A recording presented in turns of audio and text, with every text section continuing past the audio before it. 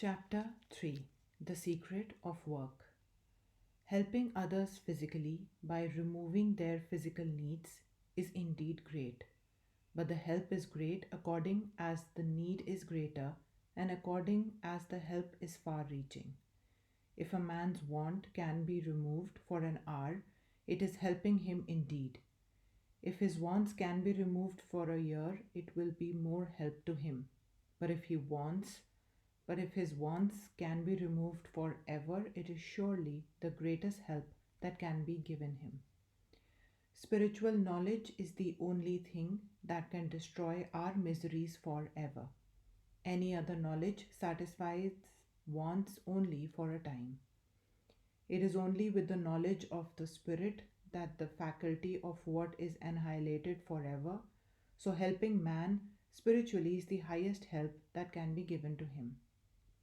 He who gives man spiritual knowledge is the greatest benefactor of mankind, and as such, we always find that those were the most powerful of men who helped man in his spiritual needs, because spirituality is the true basis of all our activities in life. A spiritually strong and sound man will be strong in every other respect, if he so wishes. Until there is spiritual strength in man, even physical needs cannot be well satisfied. Next to spiritual comes intellectual help. The gift of knowledge is a far higher gift than that of food and clothes. It is even higher than giving life to a man, because the real life of man consists of knowledge. Ignorance is death, knowledge is life. Life is of very little value if it is a life in the dark, groping through ignorance and misery. Next in order comes, of course, helping a man physically. Therefore, in considering the question of helping others, we must always strive not to commit the mistake of thinking that physical help is the only help that can be given. It is not only the last but the least, because it cannot bring about permanent satisfaction. The misery that I feel when I am hungry is satisfied by eating, but hunger returns. My misery can cease only when I am satisfied beyond all want. Then hunger will not make me miserable, no distress, no sorrow will be able to move me. So that help which tends to make us strong spiritually is the highest. Next to it comes intellectual help, and after that, physical help. The miseries of the world cannot be cured by physical help only. Until man's nature changes, these physical needs will always arise, and miseries will always be felt, and no amount of physical help will cure them completely. The only solution to this problem is to make mankind pure. Ignorance is the mother of all the evil and all the misery we see. Let men have light. Let them be pure and spiritually strong and educated. Then alone will misery cease in the world, not before. We may convert every house in the country into a charity asylum. We may fill the land with hospitals, but the misery of man will still continue to exist until man's character changes. We read in Bhagavad Gita again and again that we must all work incessantly. All work is by nature composed of good and evil. We cannot do any work which will not do some good somewhere. There cannot be any work which will not cause some harm somewhere. Every work must necessarily be a mixture of good and evil, yet we are commanded to work incessantly. Good and evil will both have their results, will produce their karma. Good action will entail upon us good effect, bad action bad. But good and bad are both bondages of the soul. The solution reached in the Gita in regard to this bondage producing nature of work is that if we do not attach ourselves to the work we do, it will not have any binding effect on our soul. We shall try to understand what is meant by this non attachment to work. This is one of the central ideas in the Gita. Work incessantly, but be not attached to it. Samskara can be translated very nearly by inherent tendency. Using the simile of a lake for the mind, every ripple, every wave that rises in the mind when it subsides does not die out entirely, but leaves a mark and a future possibility of that wave coming out again. This mark, with the possibility of the wave reappearing, is what is called samskara. Every work that we do, every moment, every movement of the body, every thought that we think leaves such an impression on the mind stuff, and even when such impressions are not obvious on the surface, they are sufficiently strong to work beneath the surface subconsciously. What we are every moment is determined by the sum total of the impressions on the mind. What I am just at this moment is the effect of the sum total of all the impressions of my past life. This is really what is meant by character. Each man's character is determined by the sum total of these impressions. If good impressions prevail, the character becomes good. If bad, it becomes bad. If a man continuously hears bad words, thinks bad thoughts, does bad actions, his mind will be full of bad impressions, and they will influence his thought and work without his being conscious of the fact.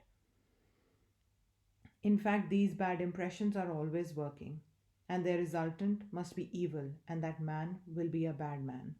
He cannot help it. The sum total of these impressions in him will create the strong motive power for doing bad actions. He will be like a machine in the hands of his impressions, and they will force him to do evil. Similarly, if a man thinks good thoughts and will be good, and does good works, the sum total of these impressions will be good. And they, in a similar manner, will force him to do much good work and thought so many good thoughts that there is an irresistible tendency in him to do good. In spite of himself, and even if he wishes to do evil, his mind, as the sum total of his tendencies, will not allow him to do so. Such tendencies will turn him back. He is completely under the influence of the good tendencies. When such is the case, a man's good character is said to be established. As the tortoise tucks its feet and head inside the shell, and you may kill it and break it in pieces, and yet it will not come out, even so is the character of that man who has control over his motives and organs is unchangeably established. He controls his own inner forces, and nothing can draw them out against his will. By this continuous reflex of good thoughts, good impressions moving over the surface of the mind, the tendency for doing good becomes strong, and as a result, we feel able to control the indriyas, the sense organs, the nerve centers. Thus alone will character be established. Then alone a man gets to truth. Such a man is safer forever. He cannot do any evil. You may place him in any company, there will be no danger for him. There is a still higher state than having his good tendency, and that is the desire for liberation. You must remember that freedom of the soul is the goal of all yogas, and each one equally leads to the same results. By work alone, men may get to where Buddha got largely by meditation or Christ by prayer. Buddha was a working jnani, Christ was a bhakta, but the same goal was reached by both of them. The difficulty is here. Liberation means entire freedom, freedom from the bondage of good as well as from the bondage of evil. A golden chain is as much a chain as an iron one. There is a thorn in my finger, and I use another to take the first one out. And when I have taken it out, I throw both of them aside. I have no necessity for keeping the second thorn because both are thorns after all. So the bad tendencies are to be counteracted by the good ones, and the bad impressions on the mind should be removed by the fresh wave of good ones until all that is evil almost disappears, or is subdued and held in control in a corner of the mind. But after that, the good tendencies also have to be conquered. Thus, the attached becomes unattached. Work, but let not the action or the thought produce a deep impression on the mind. Let the ripples come and go. Let huge actions proceed from the muscles and the brain, but let them not make any deep impressions on the soul. How can this be done? We see that the impression of any action to which we attach ourselves remains. I may meet hundreds of persons during the day, and among them meet also one whom I love. And when I retire at night, I may try to think of all the faces I saw, but only that face comes before the mind, the face which I met perhaps only for 1 minute and which I loved. All the others have vanished. My attachment to this particular person causes a deep impression on my mind than all the other faces. Physiologically, the impressions have all been the same. Every one of the faces that I saw pictured itself on the retina, and the brain took the pictures in. And yet, there was no similarity of effect upon the mind. Most of the faces perhaps were entirely new faces, about which I had never thought before, but that one face of which I got only a glimpse found associations inside. Perhaps I had pictured him in my mind for years, knew hundreds of things about him, and this one new vision of him awakened hundreds of sleeping memories in my mind. And this one impression having been repeated perhaps 100 times more than those of different faces together will produce a great effect on the mind. Therefore, be unattached. Let things work. Let brain centers work. Work incessantly, but let not a ripple conquer the mind. Work as if you were a stranger in this land, a sojourner. Work incessantly, but do not bind yourself. Bondage is terrible. This world is not our habitation. It is only one of the many stages through which we are passing.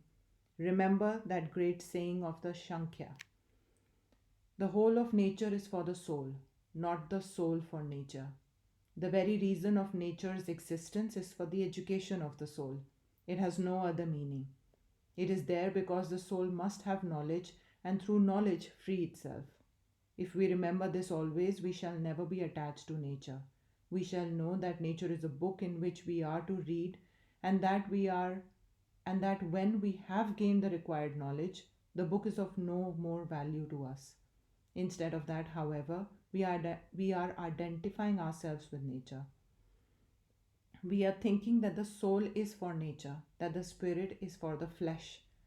And as the common saying has it, we think that man lives to eat and not eats to live. We are continuously making this mistake. We are regarding nature as ourselves and are becoming attached to it. And as soon as this attachment comes, there is a deep impression on the soul, which binds us down and makes us work not from freedom but like slaves.